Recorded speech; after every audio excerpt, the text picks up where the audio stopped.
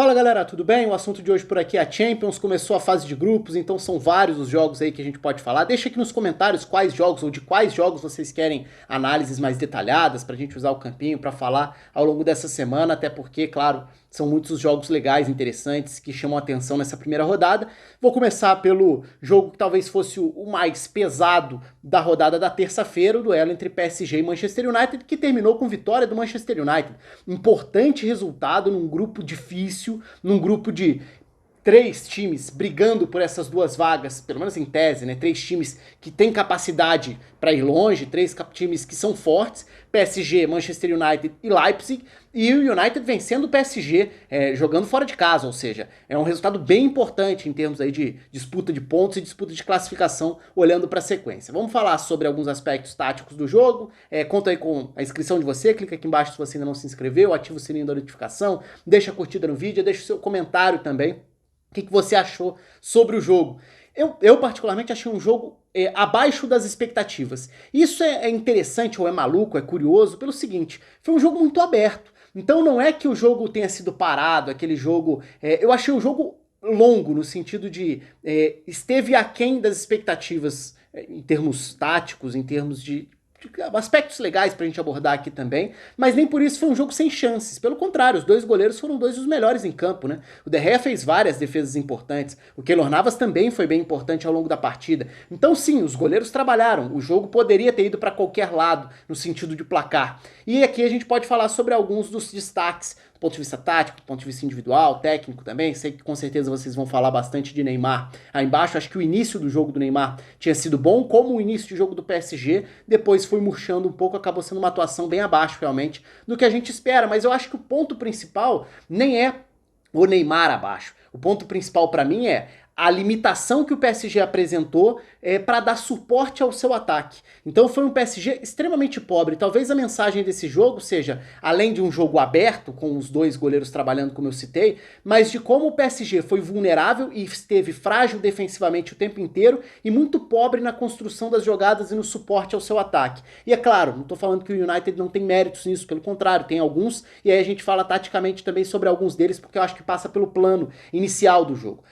Aí olhando para o campo, né? O United com o Luke Shaw como zagueiro pela esquerda, o Tuanzebe à direita, o Lindelof como zagueiro central e com o Alex Telles como ala pela esquerda, o Wan-Bissaka como ala pela direita. Grande partida do Wan-Bissaka. Aliás, se tem um teste para um defensor, né, para um cara que defende bem, o Wan-Bissaka é um excelente marcador, mas se tem um teste é enfrentar, é ter pela frente um ataque com Mbappé e Neymar. Porque você o tempo inteiro vai ser levado ao limite pela habilidade, pela imprevisibilidade, pelos dribles, a criatividade desses jogadores, a aceleração, e o Wan-Bissaka conseguiu mais uma vez se sair bem num jogo em que é muito exigido defensivamente. É um grande marcador do ponto de vista aí de lateral marcador. Eu acho difícil que a gente olhe para um outro que consiga se destacar com tanta frequência nesses duelos defensivos, inclusive contra os principais jogadores do mundo. Foi o que o Wan-Bissaka mais uma vez reforçou nessa partida. Acho que fez um belo jogo de uma maneira geral. Então essa era a estrutura do United, no meio campo com McTominay e Fred formando a dupla de volantes, o Bruno Fernandes fazendo esse papel do meia que encosta em Rashford e Martial. Então é um time que no momento com bola tem três zagueiros, dois alas com dois volantes, um meia e dois atacantes, um 3-4-1-2 se a gente quiser chegar no meio termo aí entre os momentos com e sem a bola uma linha com 5. Agora, do outro lado, o PSG tendo alguns desfalques importantes, né? Principalmente se a gente olha para a faixa central do campo, então sem Verratti, sem Paredes, sem Marquinhos também para a zaga, que é um jogador importante inclusive na organização do centro do campo, até por já ter jogado tantas vezes e bem nesse espaço do campo também. Então foi um PSG que começa com o Mbappé como 9, Neymar à esquerda, Di Maria à direita. O meio-campo com o Danilo à frente da defesa, né? Novidade também, entrando no time agora, acabou de chegar na janela de transferências, com o Gueye à esquerda e o André Herrera à direita. E qual que era o ponto aí, né? Se inicialmente o jogo passava bastante por como o Manchester United pararia o PSG, acho que um dos méritos do United foi em como conseguiu tirar o conforto do PSG nos momentos de saída de bola. Então, o United foi agressivo para marcar a saída de bola do PSG, até porque o PSG não tinha exatamente esse cara da distribuição, da calma e da qualidade no centro do campo para dar o conforto à posse de bola e fazer o time progredir para aí sim a bola chegar ao Neymar, a bola chegar ao Di Maria. Então era um meio campo que, com a marcação encaixada do Manchester United, ofereceu muito pouco ou quase nada. Então o que o United fazia, para mim foi um importante mérito do United dentro do jogo? na saída de bola.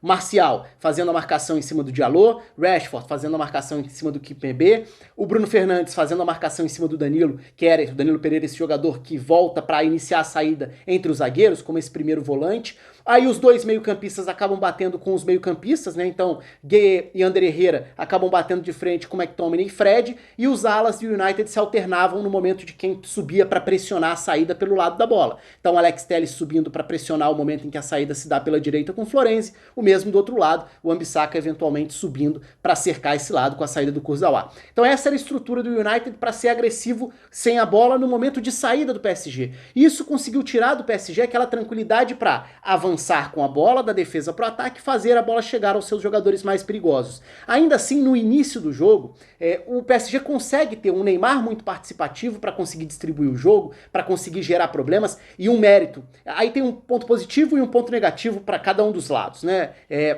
Principalmente quando a gente olha para o lado do PSG, o Mbappé por dentro, ele vai participar menos, teoricamente, da criação das jogadas, ele vai circular menos pelo ataque, mas ele pode ser um incômodo grande às costas da linha de defesa.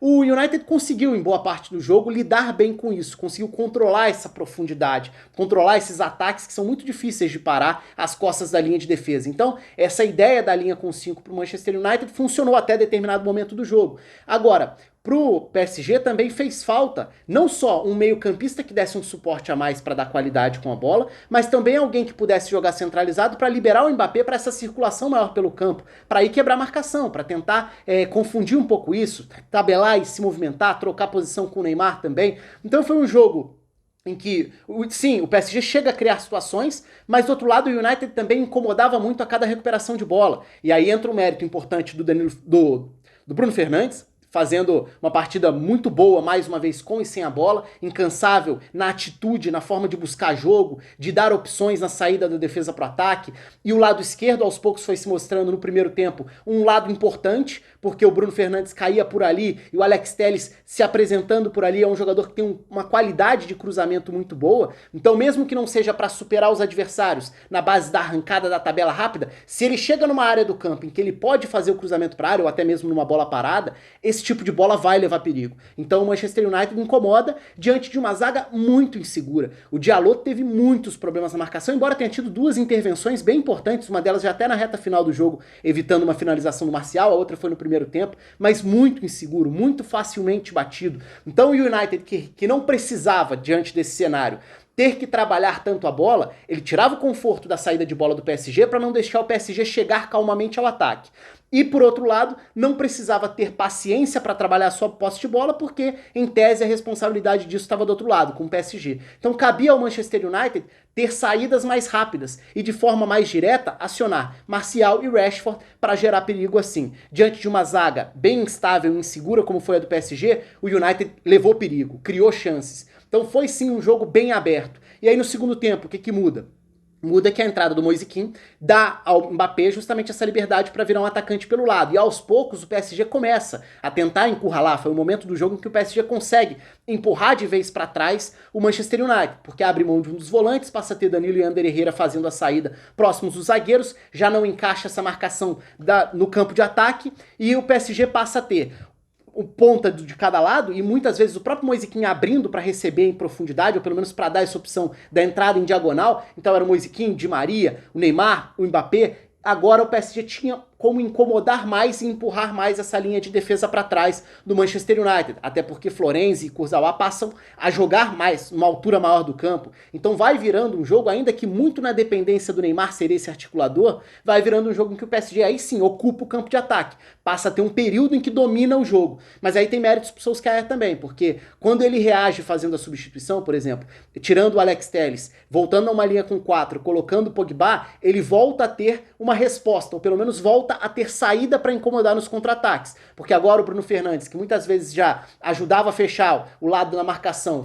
mas ficava sozinho nessa tarefa de se desdobrar, ele passa a ter o Pogba, né? Porque fica o McTominay com o Fred e Pogba, e sendo o Pogba quem dava mais suporte ao Bruno Fernandes para encontrar a dupla de ataque. Então, na reta final ali do jogo, o Manchester United volta a ter uma arma, uma ferramenta de aceleração da defesa para o ataque. E justamente assim consegue criar chances na reta final. Então, como eu falei, foi um jogo que teve chances importantes para os dois lados, tanto o De Gea quanto do outro lado o Keylor Navas, os dois goleiros tiveram uma partida de destaque. Eu destacaria mais uma vez o Bruno Fernandes pela importância que tem, pela liderança que tem, pela iniciativa. Defensivamente, acho que o Wan-Bissaka fez uma partida muito boa, e do lado do PSG foi um jogo que mostra algumas limitações coletivas do time mesmo, para dar suporte ao seu ponto forte, que é o ataque indiscutivelmente, mas que essa dependência do Neymar é natural pela capacidade do brasileiro em achar soluções, mas se for só isso, nem em alguns jogos isso não vai ser o suficiente. E de certa forma foi o que aconteceu dessa vez. Então foi uma atuação mais pobre do PSG.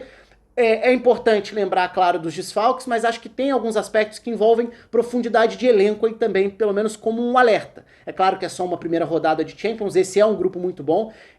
Leipzig estreou com um bom resultado, aliás, de repente isso até pode ser vídeo aqui também. Deixem aí nos comentários quais outros jogos dessa rodada vocês querem ver análises aqui no canal. Um abraço para todo mundo, conto aí com os comentários. Até a próxima.